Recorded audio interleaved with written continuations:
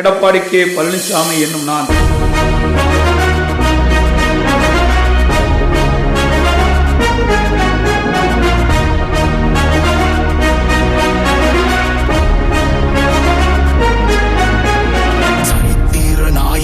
சாமானிய நாயகன், தமிழக தாய மீட்க உறுதி கொண்ட ஒரு மகன். அடித்தட்ட பார்த்தவன், அரியணையும் பார்த்தவன், புரட்சி தலைவி வழி புலியனவே நடந்தவன்.